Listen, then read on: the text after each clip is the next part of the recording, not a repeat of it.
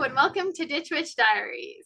We're so excited that you've joined us, and we have Raven, who is going to tell us all about a plant of Neptune. Yay. So take it away. All right. So Wisteria. Now, the Wisteria is a genus, so it's not like a specific type. There are 4 species within the Wisteria plants or the Wisteria genus. So we have the Japanese Wisteria, Chinese Wisteria, American Wisteria, and then the silky Wisteria. So here's some differences. Oh, it does still get cut off just a tiny bit, but look at this Japanese wisteria. I don't think I've ever seen it before. I mean, all of them are beautiful, but the Japanese looks like, it almost looks like, I don't know how to describe it. You know how like, have you ever seen like a picture, like, where it's like a picture pasted on the same picture again and again, and it kind of like it's like overlaying. I don't know, it kind of looks like that. It's really pretty though. It's beautiful. Yes, I love wisteria. So the parts used are the whole plant. We'll talk about that later. And I couldn't really find any folk names for it other than Fuji, which is just the Japanese name for it. Something interesting, it's part of the legume family. So like peanuts and lentils and stuff. It's also considered very invasive in the US, especially the Southeast, because it basically like chokes out other native plant species. So it's considered invasive, but still beautiful. I love it on a house like this. I know, like wow. Like the wisteria has taken over my house. Oh my God, it might be beautiful. So terrible. I know, it smells lovely. Exactly. I hate that lovely smell of that beautiful flower. Honestly. Oh man. So all parts of the plant contain western, which is toxic if ingested. It can cause dizziness, confusion, speech problems, nausea, vomiting, stomach pains, diarrhea, and then even collapse. But there is some debate about the concentration of it. So the seeds are like it's highly concentrated in the seeds. So the seeds are very like poisonous. But there's some debate as to whether any other part of the plant has enough wisterin to be like poisonous. So there's some back and forth on this. And it's a saponin, so I wonder if it like makes, sometimes saponin makes like soap that's like like sappy stuff. Yeah. So I don't know. Here it is though. You can see like the vines, which we'll circle back to in a bit. I love them. Also something interesting. So the Japanese wisteria winds clockwise, while the Chinese wisteria winds counterclockwise. So this is like if you're looking like up over the plant. So like you're looking kind of like into like the tree trunk in this picture, and you can see how it wraps around. You can also see like that's so annoying that it gets cut off. Let's see. Let me reposition this that way you can see. There we go. So this first one is the Chinese, and then the second one is the Japanese. And you can see Chinese from left to right goes like lower on the left, higher on the right. And then the Japanese goes lower on the right, higher on the left. You can see, which way it's going. Yeah, interesting. It's rad. So we're gonna stick in with Japan for a little while. There's a heavy ties to Japanese culture. So in Japan, it's called Fuji, and the oldest fabric was made using fibers from the wisteria vines, and it's called Fujifu, which is wisteria cloth, and it can look different ways, but this is one of the like pictures that I found of it. And then they also used it as a purple dye as well, which I didn't talk about too much, but they use they use it more for the cloth, because only like the wealthy could use it as the dye, but everybody used it as a cloth. So it's also super common to have surnames containing their word for wisteria. So things like, Fuji plus some other ones, Sato, which is tied to wisteria as well. And so if you look at the most common surname rankings in Japan, ones tied to Wisteria make up 3 out of 10. Oh. So 3 out of 10 of the most common like last names basically are tied to Wisteria. So super popular. It's also super, super popular symbol in Mon, which is like family crests. So here's a couple of them. I love that. Yeah, it's so pretty. So then we have Fuji Musum, which is Wisteria Maiden, and it's this dance that's done like in a theater setting. First performed in 1826, and it's still super, super popular. And so the story goes that in this big city, this city that's well known for its paintings, people would just like walk down the street and look at all of the paintings and the art like on the streets. And then a man one day stopped in front of one painting that had a woman in it. And she, as the man gazed upon the painting, the woman in the painting became so in love with him and infatuated by him that she came to life and came out of the painting. And he started walking away, and she called to him, and he either didn't respond or didn't hear her, depending on the legend. And so she was able to like write him letters. I don't know if she like sent them to him, I don't know, but she wrote letter after letter after letter. Oh, I forgot to advance. There you go. So she wrote all kinds of letters. He never responded to her, or she never sent them. And she became very like sad and depressed. And so she started dancing under this beautiful pine tree that was covered in wisteria. And in this dance, it's symbolizing like the sadness that she felt for her unrequited love. And then eventually she got so heartbroken that she retreated back into the painting. And once the dance is over, if you're seeing it like in the theater, once the dance is over, the last position that the dancer puts their body in is supposed to be them stepping back into the painting, and then the Wisteria Maiden is like in that pose in the painting. Awesome. Wow. Yeah. That's awesome. I know. So in Feng Shui, it's because it droops, like we can see in the pictures, it droops. And so it's supposed to represent like humility and like kneeling before somebody in order to honor them. And so we see this often in terms of like love and romantic partners, where one person, either the man or the woman, one person is kind of like kneeling before the other in the partnership to show like love and respect and devotion. So then we have a story in Korea. I couldn't find a ton of information on this lore, but it said that there were twin sisters who were both in love with the same man, and both of them wanted to marry the man. And so they started arguing, and they argued and argued and argued on and on and on. And because they could not decide who would get to marry him, they decided to drown themselves together. Of course. And so they drowned themselves, and then they transformed into a wisteria vine. And it said that one sister became like the vine and the other sister became the flower. And then eventually finding out that when the man found out that they drowned themselves, he also drowned himself and became a nettle. It said nettle tree, but whatever, nettle, I'm guessing. And in Korea, wisteria tends to grow around nettles or on nettles. And so then it's them coming back together. Very like dramatic Romeo and Juliet. I can't have him, but interesting nonetheless, I guess. Everybody's dead. Everybody's.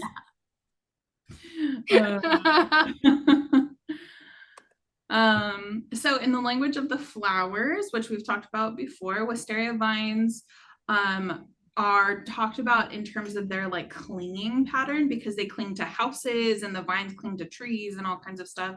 And so it's supposed to represent overwhelming desire and passion because of like the clingingness and like not wanting to let go. That's them right there. I love those. I love them so much. They're so beautiful. They're so nice. Yeah, I love them. So it's said to bring good luck to humans and bad luck to demons, at least in Japanese culture. And there is a Japanese demon that's typically depicted as having wisteria vines wrapped around its whole body and arms and legs.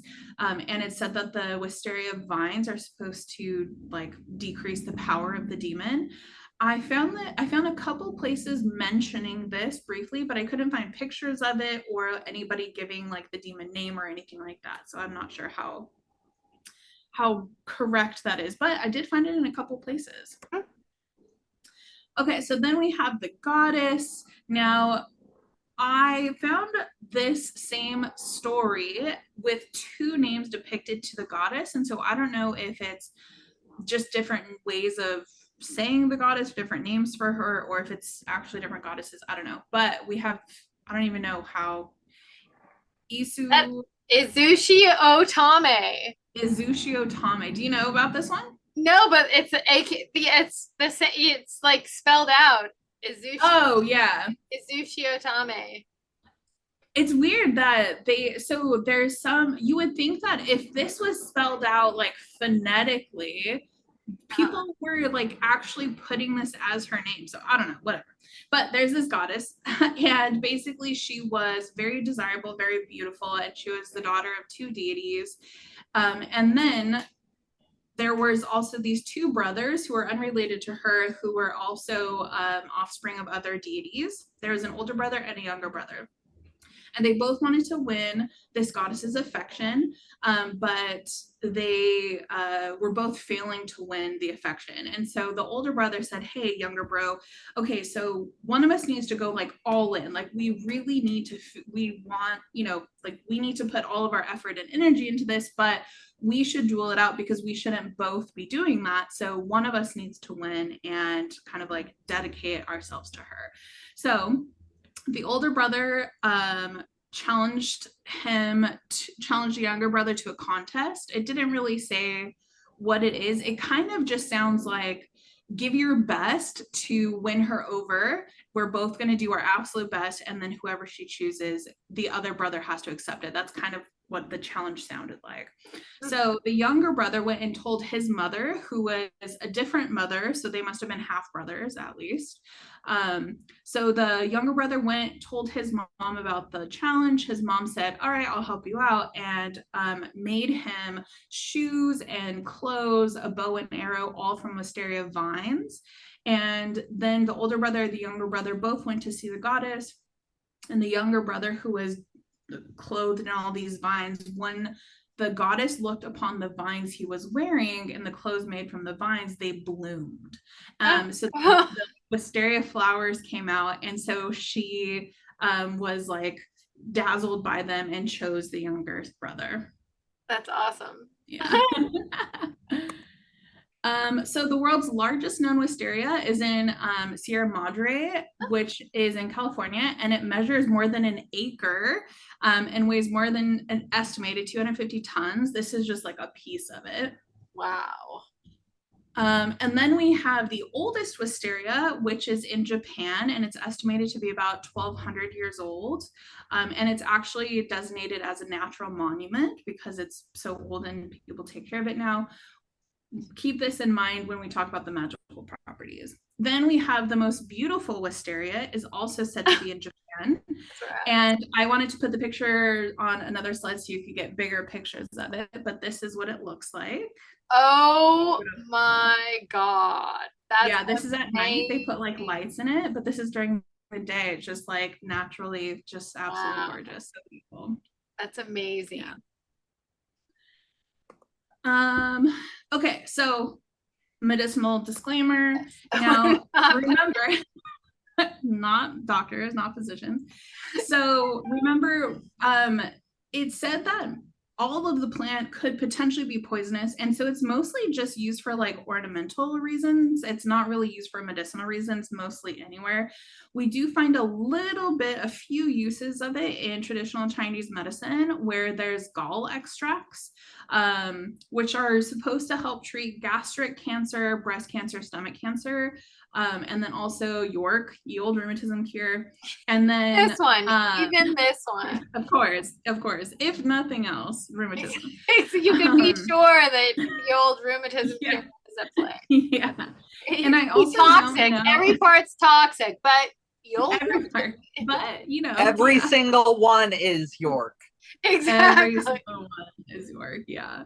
And so I don't know, I couldn't really find anything on TCM with this, so I don't know if it's topically or ingested, I'm not sure. And then I found one article listed here that showed that the Japanese wisteria has some antioxidant properties and the Chinese wisteria has some antibacterial, but that's pretty much it. So again, mostly I talked earlier on the second slide about how the whole plant is used, but it's mostly like magically or just as like decoration or scent or something.